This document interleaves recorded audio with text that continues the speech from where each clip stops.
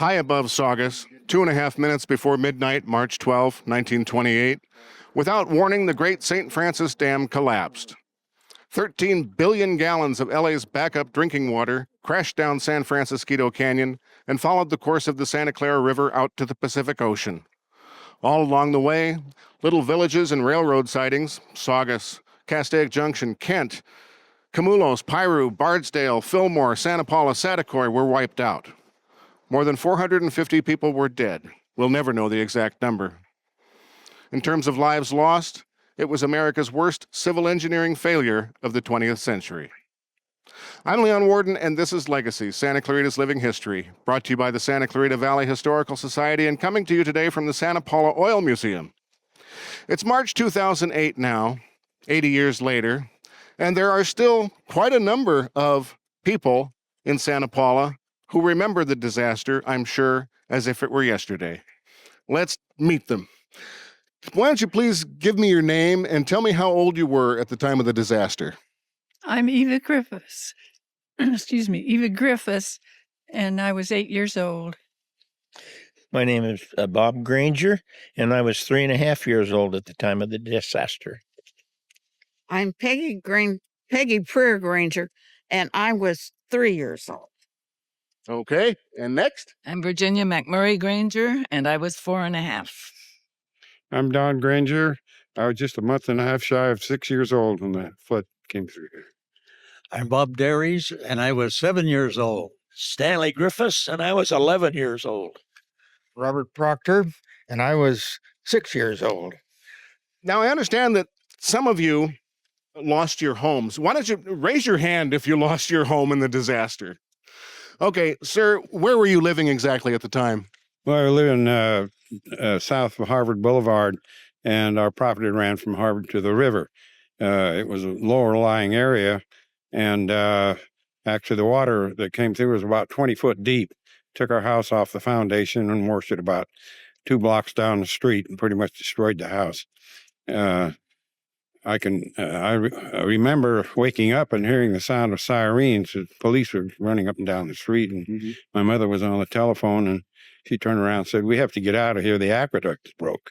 And so I remember just jumping out of bed. I had on a nightgown. I just grabbed a coat, put that on, and no shoes, and we all jumped in the car with blankets and went up on the 7th Street Hill, which was high ground. A lot of people were up there. And we were there for a little while. It was quiet, and then all of a sudden we heard a terrific crash of the water hitting the Willard Bridge, which was a steel bridge, and it just mangled the thing. There were pieces of it up and down the river for years. But anyway, we came back, and our house was gone off the foundation, and there was about 3 more houses caught in our walnut trees, and it saw cars upside down. Of course, then later on, my dad drove by the mortuary one day, and there were bodies laying out there, just one right along another, lined up in the driveway and out on the sidewalk. They're hosing the mud off of them. And I remember a truck going by one day with bodies stacked on it, a flatbed truck. And of course, we heard a lot of stories afterwards. And like over in Bardsdale, there was a fellow whose house, the water was coming up around their house, and he blasted a hole in the ceiling with a shotgun. And then they got another hole in the roof so they could get onto the roof of the house. And climbed out through the roof. Yeah. Of course, the dam broke at midnight. What time was it that the water hit Santa Paula? Wasn't it around 2 or 3? Somewhere around there? About 2, 3 o'clock in the morning? It was going 18 miles an hour, they say, when it started. But it diminished, of course, as it came along. Right. Now, where were you living? Up in Santa Paula Canyon. So you weren't directly in the flood path. No. Who remembers actually seeing the water come through? It was dark, so no one actually would see it. But you could always see on Isbell School, the water had gone up to the 2nd floor. There was always that mark there until years and years later they painted it. Tell me about the warning that people had. I mean, you said that your mother had received a phone call, I believe. Well, she called the operator when she heard all the sirens and the commotion, the police running up and down the streets, and they did go and stop at some people's houses, knocked on the doors. And of course, the Spanish people didn't understand English. And some of them walked out and, well, no rain, where's any water? And they went back and they couldn't get them out. So a lot of them drowned. Man, what was your first clue that something was wrong? We lived 3 miles out in the country on Orchid Road, and our nearest neighbor, who was half a mile away, came up, woke us up, told us what was going on, and all four of us, mother, dad, my sister, and myself, went out and listened in the middle of the road, just listened to the roar. And that's all I remember about that. He told us to go back to bed. They didn't know how high it was coming, and we could be more of a problem if we tried to go somewhere. Well, after that, I really don't remember much about it, but my sister said to me, don't you remember that Mother was always gone? I hadn't remembered that, but Mother was working at the soup kitchen, feeding people. So she was gone all the time, but they sent me up to my grandma's. So I actually wasn't here. Now, you have a nice photograph of your home that you lost. That's his home. Okay. My home My- washed away so much they didn't get a picture. They couldn't get a picture of your home. It was gone. My house went from South 8, which is no longer in existence, it's part of the airport, to Athanacoy. They found it wrapped around a walnut tree, The whole house. the whole house. My mother found one piece of china that had been on her dining room table when they went down to clear, and evidently it had continued to circle right where she had the dining room table, and we still have it. What was your first clue that the water was coming? My dad. We lived, he's not going to like this, but we lived directly across the street from Thornton Edwards. And Thornton Edwards, this is the story my father told me. He heard all this sirens. He came out, turned on his siren on his motorcycle, went back in the house. And Daddy said he still had his pajamas on. I'm going to find out what's going on. So he walked across the street and asked Thornton. And Thornton said, they told me I have to evacuate the aqueduct is coming. Now, He said, Thornton Edwards was a state trooper, right? I don't know. I was too young to know him. He just lived across the street and made lots of noise. Yeah, he rode the motorcycle. And anyway, my dad said, you go one way, I'll go the other. And he told him, he says, get Opal to high ground. And so my dad sort of threw my mother and I in the car, and we headed for Ojai. We were in high ground, all right. And my dad went one way and Thornton Edwards went the other. And eventually, I guess they got the motorcycle cop from Fillmore out, telling people to move out. And they wouldn't move. A lot of them would not move. Now, I understand that Thornton Edwards was a California highway patrolman and a great hero during the disaster. Is that right? Not a hero to us. I mean, the guy, he could ride around on his motorbike blowing a horn, but he might have been chasing somebody. How would you know? And actually, the man that went down there was Constable Messer. He could speak Spanish, and he could go around and knock on doors, and he did. But like he said before, they'd come out, they'd see the stars, said no agua, no flood. Because, I know out here in Santa Paula a few years ago, they put up a big statue to Thornton Edwards, and I know the story is that he, rode, An Officer Baker. and that they rode from door to door and kind of told each other, every second house, and then told them to go back and tell the one next door to them or something like that. Some of them knocked on doors, and sometimes they went down so far hoping the word would get there. Mm-hmm. But my dad said they would not move. So many of them would not move out. Like he said, they said no aqua, so they just... Yeah, they didn't understand why there would be water there. Now, you lost your home. Well, before the house went, I heard the sirens, and I heard my mother go to the phone, and she came away from the phone, and she said, Bert, the aqueduct is broken. We have to get out of here. So there was a lot of rumbling and stuff going on in the house. At that time, I was sleeping in the same bed with my mom and dad, and I knew something bad was going on. I didn't know what it was, and I thought they were going to leave me. I was still in that bed, and everybody was hustling around, so I started to cry. So after that, my Dad, I think he started away, and then he told my mother that I've got to go down and open the gates so the cows can get out. See, we had a dairy. Mm-hmm. He also had 2 mules in there. Well, when he got down there to open the gates, the mules were already gone, and they were later found up towards where Bob lived, up Santa Paula Canyon. Okay. So they lived. I understand that a lot of livestock died. Right. Uh-huh. And then there were some friends that lived on Richmond Road up here that furnished a place for us to live while they built us a new home and barns and everything like that. Mhm. And one of them, I don't know, one of my family members or somebody said it had used to be a chicken coop. But anyhow, the one thing I can remember about being up there is hearing rats running around. I guess we had a paper ceiling, and I can just remember that. And Now, if this was 3 o'clock in the morning, who would your mother have called? the operator, telephone Oh, operator. okay. See, we don't have no dial phones or buttons or anything like that. You lift up the receiver and you hear number, please. Now, tell me what you remember about that morning. Well, I heard the sirens, and I told Mom that I could hear sirens, and she says, "Oh, go back to sleep." And pretty soon she heard them, so she got up and tried to turn on the lights, and they wouldn't come on. So she went to the phone, and like you say, it was a party line, and there was a neighbor on the line, and she told her that the aqueduct had broken. So she hung up, and she said, "We've got to get out of here because the aqueduct is broken." And she knew what they were talking about because she had a friend living up above the dam, and he had called earlier in the week and said there's quite a crack in it, and he was concerned about it, so he had called to warn them to get out.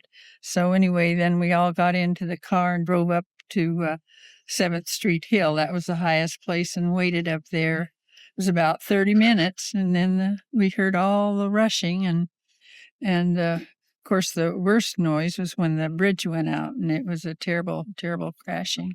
And we stayed up there until daylight, and then we drove down to see what had happened, and we got there, and the house was gone, and there were 3 other houses on the property. And so then we drove on down the street, and we found the house. So my mother, I looked up at her, and she started to cry, and I realized how terrible this must be. And then also my dad, they heard somebody hollering for help down the street, and he got out of the car and went running down there, and my mother told him to come back because he couldn't swim, and somebody else evidently helped somebody because we didn't hear anybody else calling for help. But that was a terrible, terrible thing, and I realized how terrible, because I'd never seen my mother cry before. And Yeah. Farther upstream, closer to the dam, of course, there was no warning, and it seems like a lot of folks had warning that this was going to happen. Did you know people here in Santa Paula who died? I can't name one specifically, but there were just lots of neighbors. Right. They lived down Right. Who was the Calhoun family? Cowden. It was a big family, and the baby they found in a walnut tree out west of town. One of the boys came out of the river at Satacoy, and he was riding on a smudge pot that came out of one of the orchards. Anyway, the mother and the father and another little kid was on top of the house, and they got killed. But as far as being told is concerned, all the lines from L.A. were washed out. So they called into L.A., back to Oxnard, back to Santa Paula. That's what the telephone company said. Mm-hmm. And so that's how they did that. The ones that had a telephone, that's how they got it here, because those were all out.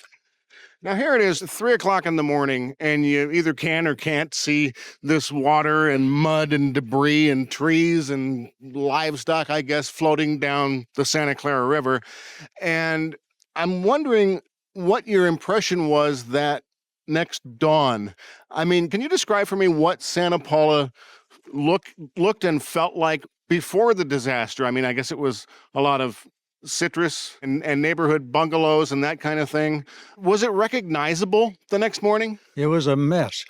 All the agriculture people went out there with their trucks to help and to look for bodies and so forth. My father worked for Texaco for 40 years on this mountain over here, South Mountain. And the Texaco men were all put off of work that day to go work on the flood and look for bodies. And the night that it broke on Texaco over there on the mountain, they had a steam horn. And when they had any problems, like a well blowing up or somebody getting hurt really bad, instead of blowing steady, it would go boop, boop, boop, boop, boop, like that. And it was going, you could hear it all over Santa Paula. The Union Oil Company had a refinery about 2 blocks north of where we are right now. And they had a big steam whistle there you could hear all over town, and it did the same thing. In case of a disaster or anybody hurt or anything like that, where they had a disaster, why they would toot the horn instead of blowing it. They blew it in the morning to go to work, at noon to eat, and when to go home. So both of them blew 3 times a day. But when it went toot, toot, toot, toot like that, you knew that something was wrong. And that woke us up. My parents were expecting this to happen because I had an uncle, Lauren Tate. Some of these people know Lauren Tate. He was a cop here for a while and was here in Santa Paula for a long time. And he was hauling gravel to the dam when they built it. And he told my parents, he said, never buy any property in Santa Paula below Main Street because the dam's gone out. Well, I heard him talking like this, and when anybody said the dam was gone, man, I was oriented on it. The dam would break, we're dead. That's scary. And so they said, why do you say that? And he said, the gravel that went into it. He said, it wasn't just gravel. They even put some rocks in it. And he said, it's not going to hold. So I remembered that as a kid. Yeah, there are stories that in the concrete that they used to build the dam with, they just took whatever was there in the river rock and everything else, and just threw it into the mixer, and that's what went into the dam. But I didn't. That's the only place that I heard of it was from my uncle. He told my parents, and at the same time told me because I overheard the conversation.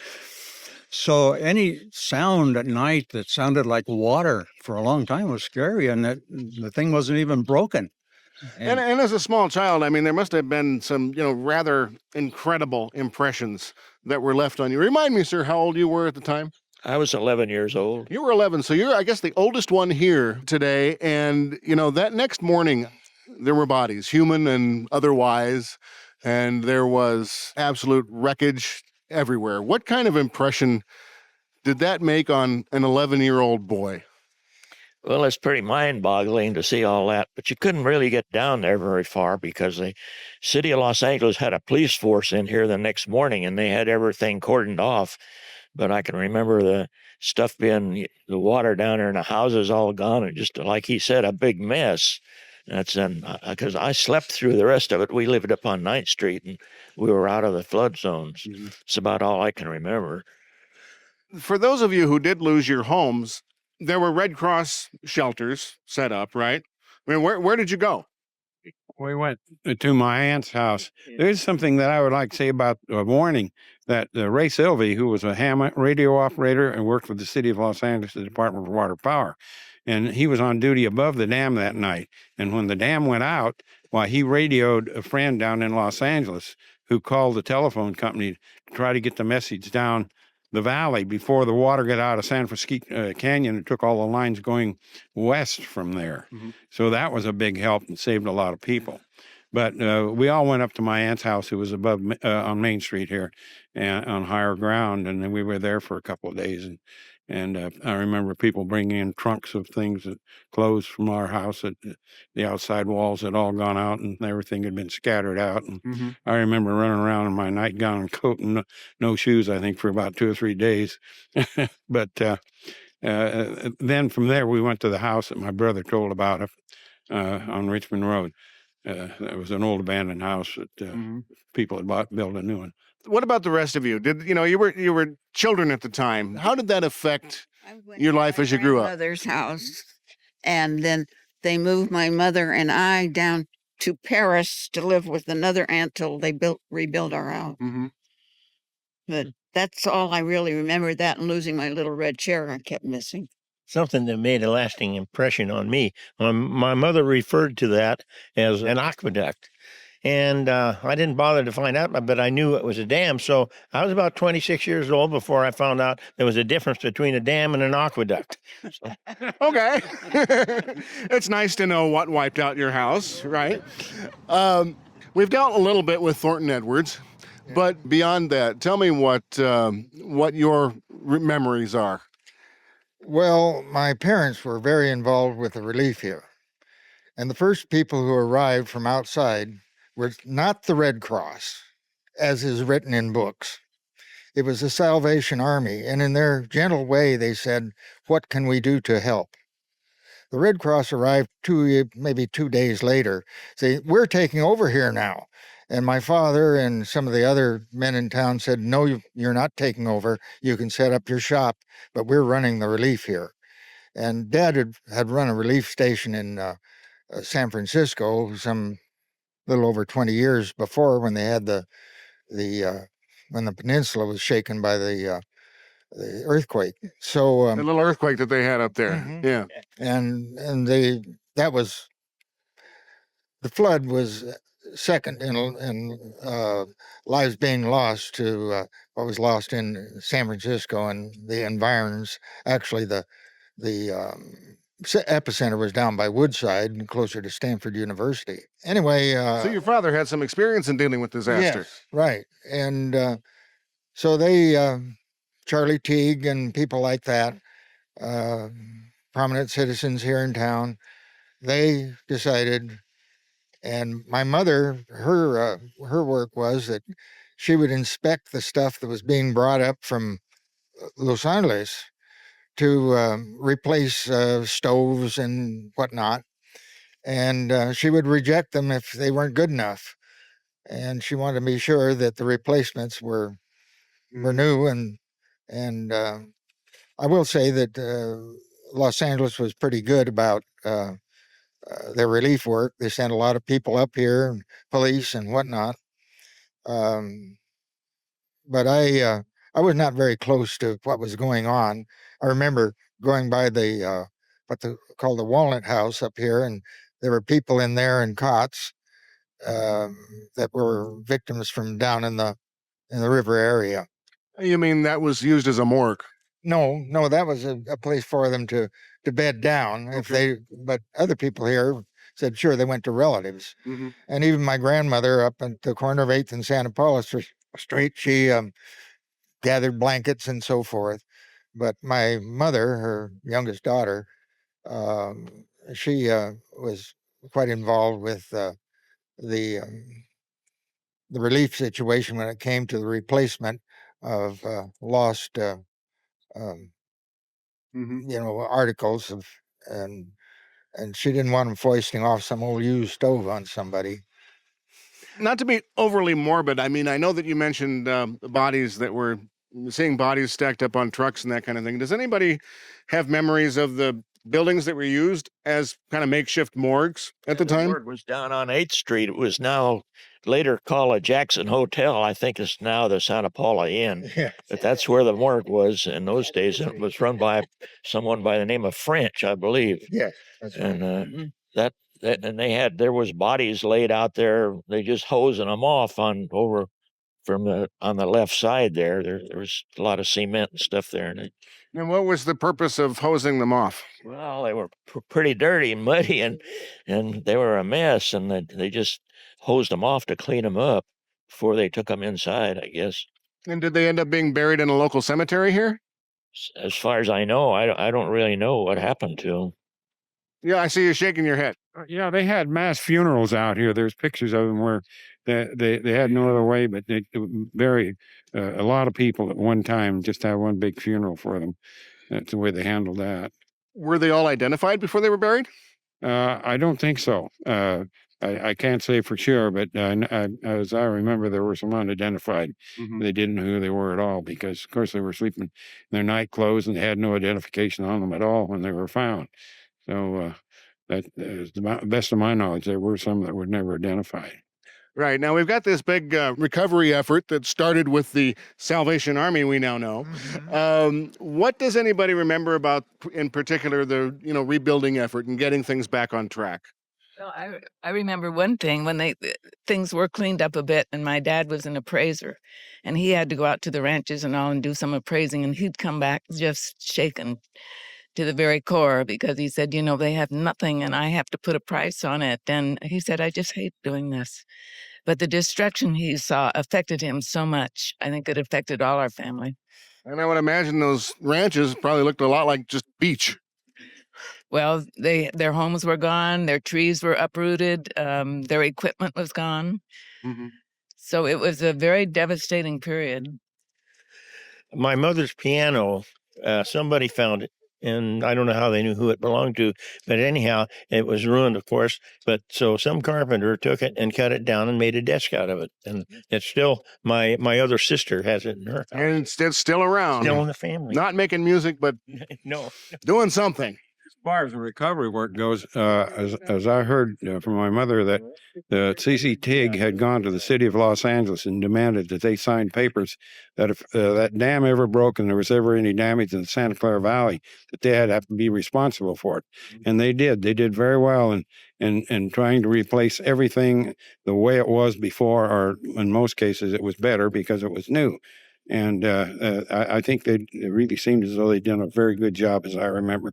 Most people were satisfied with that. We've got to wrap it up, but I see you chatting over here. What's going on? Well, I said that the corner cupboard, a dish cupboard, was intact in the house, and the dishes were still in the cupboard, and the cups on the hooks, and so they were able to save that. And my House wasn't in too good a shape, but the dishes were fine. yeah, And my nephew has the cabinet up in Oregon now. But That photograph that we have of the house, my father, a few years after the flood, saw it on display over at the county fair. And so he said, that's my house. So he bought it. And There you go. And today, you'd probably find it on eBay. well, Well, I want to thank you all very much for sharing these memories with us. And for more information about the St. Francis Dam disaster and for general Santa Clarita Valley and Santa Clara River Valley history, you can stop by the Saugus train station in Old Town Newhall from weekends 1 to 4 or visit scvhistory.com on the internet. I'm Leon Warden. Everybody knew everybody. It was family. We all knew each other at school, and the Hispanic people were here. And if they wanted to go on to high school, they went on with us. They were part of us. I don't know where recently there's been some talk about they were segregated. They really weren't, as far as we knew. They were segregated in one spot. That's the movie theater. For some reason, they had to sit on the right I side. thought that was because they wanted to. We never No, knew we that. didn't, you didn't have any choice. I was an usher then. the rest of the story on this, Bob's friend, Thornton Edwards, he became a policeman on our city police force and ultimately was the police chief. And things didn't get any better, I don't think. He also, in addition to his salary, got some money from a business right over here in this street right here. Kind of on the side. Yeah, well, along with stealing stuff off of meat trucks and walking out from a haberdashery with a necktie, or you name it.